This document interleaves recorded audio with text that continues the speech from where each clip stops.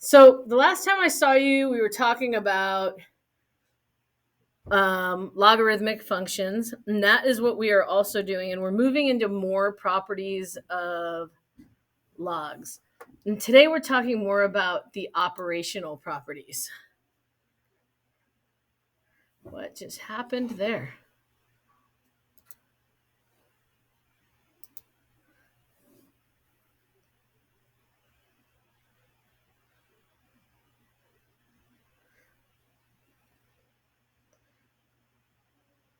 And there's a couple things we want to start with.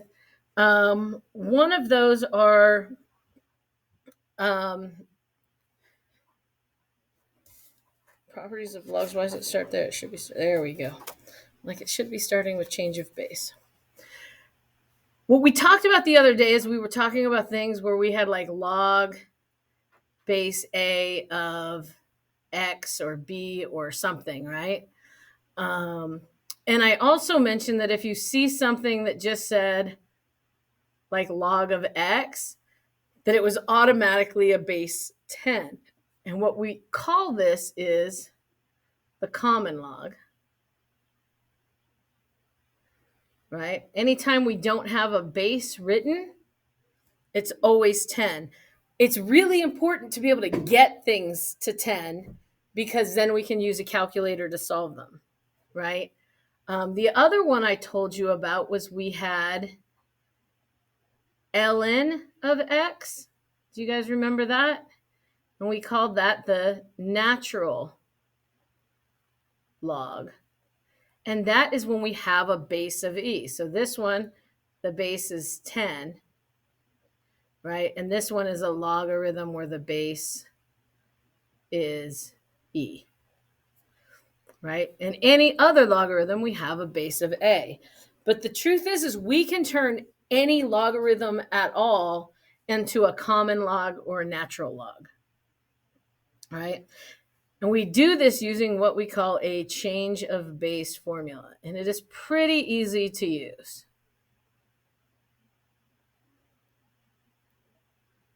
And I could give you the full-on definition of that, but I'm not gonna. What I will tell you is that in this circumstance, A cannot be equal to 1 and B cannot be equal to 1. That's all you need to know about this, right? I thought X needed to be an X needs to be a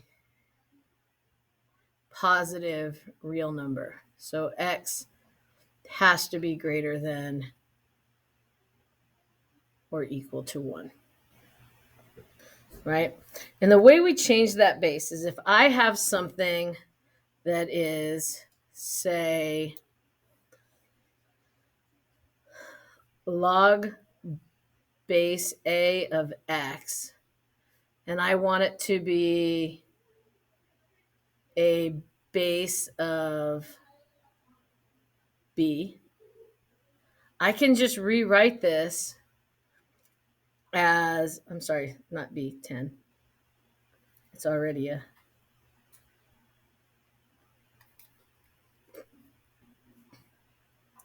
oh yeah, base of b, and we'll do base of 10, and we will do a base of e, right? We will convert it for every single one of these, right? If I want it to be a base of b, I can write this as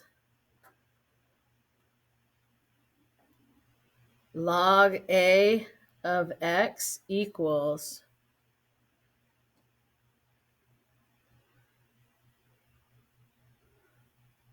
the log of x, log base b of x over log base b of a. Do you see what happened there? I changed the base to b. All I had to do is change it to b, but I'd put my x on top, my other base on the bottom. If I want to change it to a base of 10, if I have log base a of x and I want to change it to base 10, it just becomes log of x over log of a. If I want to change it to a base e, right, I have my log base a of x, and I want it to be base e, it just becomes ln of x over ln of a. So it's not super difficult, right? Your big one goes on top, your little one goes on the bottom. So let's look at this in terms of examples, in terms of actual numbers. Say I have log base 4 of 25.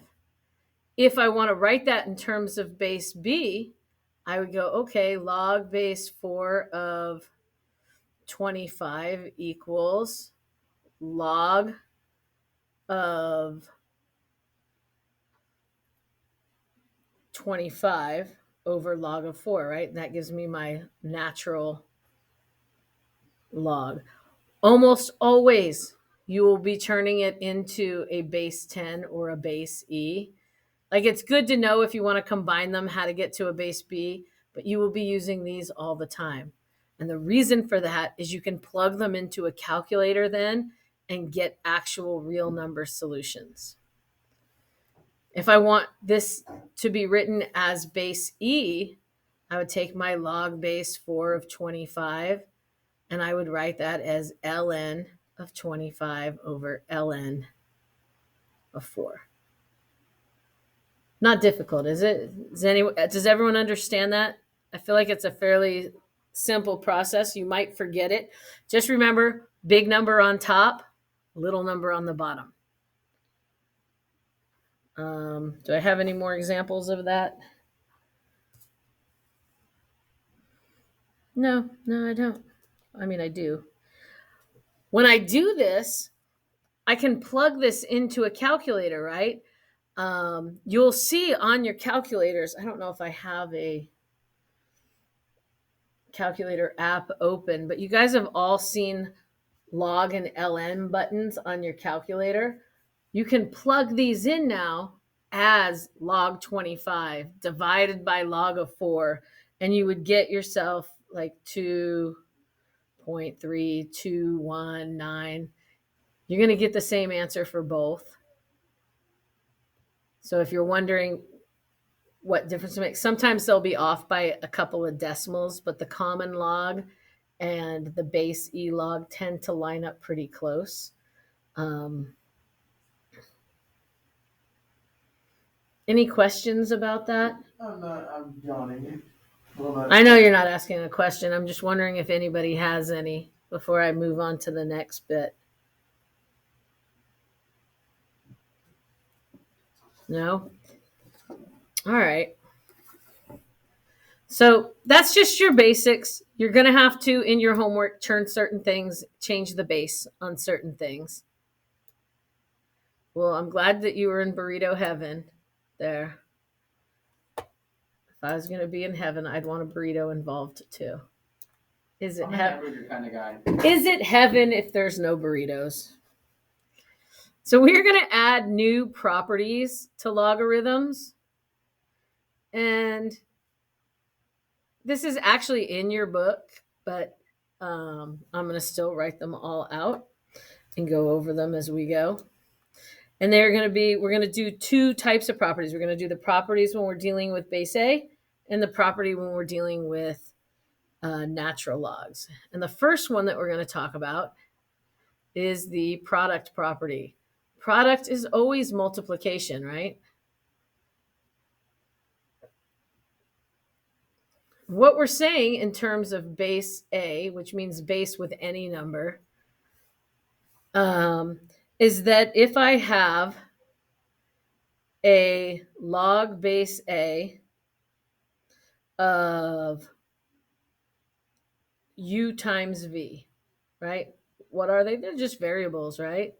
That I can rewrite that as log base A of u plus log base A of v, right? We can expand it. If I have a base of e, it's the same thing. If I have ln of u v, I can rewrite that as ln of u plus ln of v. right? Multiplication turns into addition. I know it's crazy, but it does. Can I explain to you why? No. No, I can't. 2, product property. Our multiplication turned into addition. Now we're doing quotient property. What are we dealing with quotients?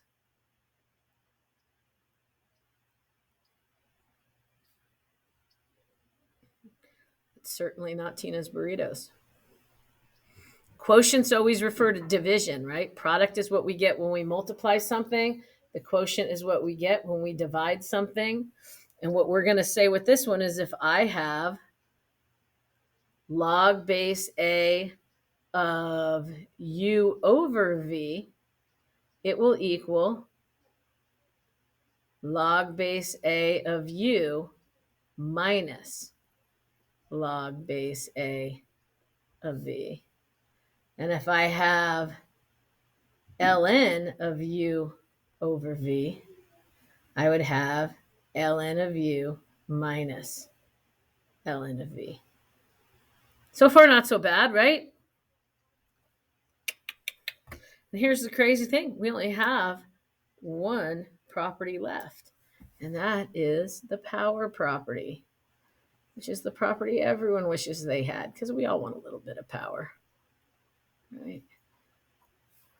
The power property in base A says that if I have log base A of, say, u to the n power, right? I can rewrite that as n, right? Notice that this will come out in front of log base A u. All I did was I took that power and I put it out front, right? If I have ln of u to the power of n, I can rewrite that as n times ln of u. Not so bad, right? Let's put this into some practice. Let's start using some of these properties. Time is just flying by. I'm going to use your whole class period today. I'm not even going to feel guilty about it. Using properties of logs. I think I need another color, don't you? This green is starting to wear me down. I'm going to go to blue because blue is my happy space. So if I'm going to ask you, I don't know if I gave you any homework ones like this. I hope I did. Write in terms of, right? Can't even write anymore. I'm going to teach this class so much better next period, but it's live, so it won't be recorded. In terms of ln of 2 and ln of 3. So if I have, say, a equals ln of 6, right? And I need to write it in terms of ln of 2 and ln of 3. Well, think about that. That is the same as saying ln of 2 times 3, which means that I could write this as ln of 2 plus ln of 3. Does that make some sense? A little fun? I don't know if I gave you any of those, but I hope I did. Same here if I said I had ln of 2 over 27. When we rewrote that, we could see that this is ln of 2 minus ln of 27 because of the property, right? This is division. But notice this isn't in terms of 3. But if you look at 27, it is 3 times 3 times 3. Am I right? It's 3 cubed. So I could write this as ln of 2 minus ln of 3 cubed. And where does this go? It goes right in front. And I wind up with ln of 2 minus 3 times ln of 3. Did y'all kind of see how that works? Will they all be like complex like that? I don't know. No. But anytime you see a logarithm that's raised to an exponent, you just move the exponent out to the front. You don't have to do anything with it. It does provide some cool things as we move on. But look at that, already finished with the first card. It also allows us to do things like find exact values. So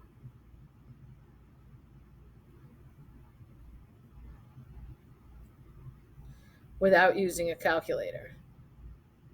So if I asked you to find the exact value of log base 5 here of the cube root of 5 without a calculator. Let's put that in there for sure because you guys will like to use your calculators. When you look at this, we can go, okay, well, how does this break up?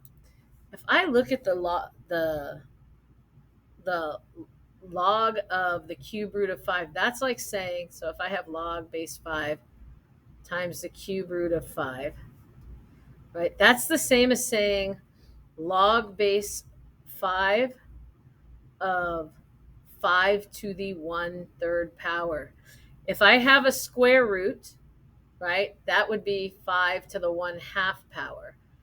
A cube root, when you have the 3 there, that would be 5 to the 1/3 power. If I had a fourth root of 5, that would be 5 to the 1/4 power. In case you guys didn't know that that's how your powers worked. Well, when I want to simplify this, the only thing going on here is I got this 1/3, so I can move this right here. And I've got 1/3 times log base 5 of 5. And if you look at your properties from last week, mine are still on the board over there, I think. And that would tell you that if you remember log base A of A just equals 1. Because what is it saying? It's saying if we raise A to what power, if I raise this to a power, what do I get here, right? So we know that this right here just equals 1. So this is literally 1/3 times 1, which equals 1/3. So we solved it without using a calculator. So your properties from last week are going to come, or was it last week? Yeah, last week are going to come into play here as well. If I have 8 minutes, so I don't want to get in. I'm not going to do another example right now, but maybe I'll do a couple examples on a video or something later because I need to talk about expanding logs, which sounds weird to say, to tell you this. Let's talk about expanding logs. We're going to expand and condense logarithms. Expanding logs means that if I have log base 4 of 5x cubed y, notice these are all multiplied together when they're written together like that. So I could rewrite this as log base 4 of 5 plus log base x cubed. Are you okay? Okay. Yeah, Plus up, log base 4 of y. I'm not done with this one. I have it as expanded as I can get, but I do have to rewrite it with this power written in front. So I'm going to have log base 4 of 5 plus 3 times log base 4 of x plus log base 4 of y. So we're just using those properties, the product, the quotient, and the power properties to rewrite these in an expanded form. Sometimes they'll get a little uglier. If I have, say, ln of the square root of 3x minus 5, is that minus, over 7, and I need to expand that, well, I'm going to have ln times the square root of 3x minus 5 minus ln of 7. But I have to fix this because this is like saying ln times 3x minus 5 to the 1/2 power. minus ln of 7, which means I just have to move this right here. It gives me 1/2 ln of 3x minus 5 minus ln of 7. Do I have to do anything with what's in this parentheses? No, nothing's being multiplied or divided, so we can just leave it as it is. The only thing we have to handle is if things are being multiplied to each other, divided from each other, or they have a power. It's the only time we have to expand or condense anything. Condensing is this just working backwards. I have 5 minutes. I can do this. I can do this.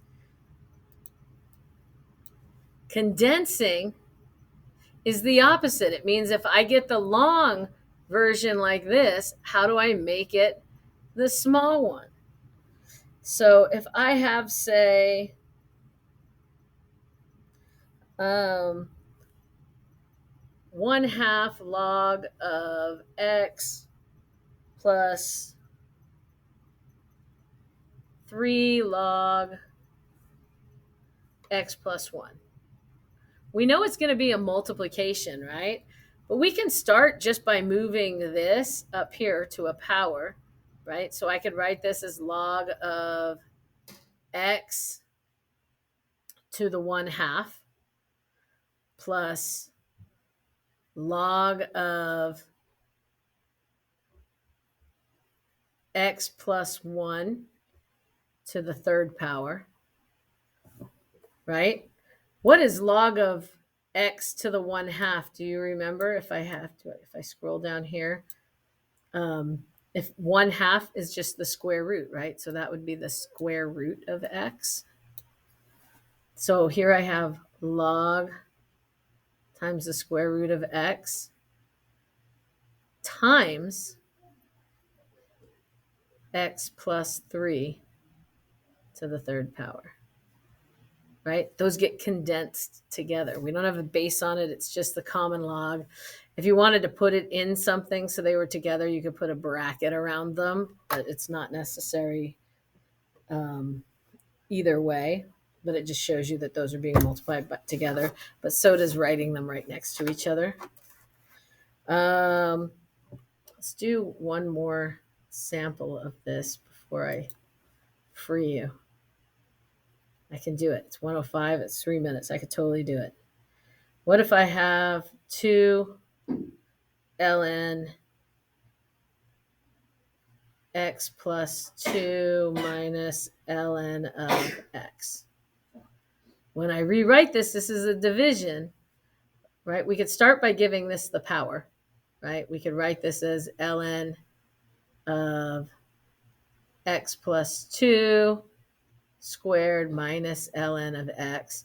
And then if we want, we can condense them and we would have ln of x plus 2 squared over x. Now I know I went kind of fast with this. There are examples of it all over the internet, but it's literally just making things bigger and smaller. I am, for the most part, out of time because we only have 2 minutes left in this class. I apologize again for having to go so quickly with it, but I couldn't help it. There was a fire drill.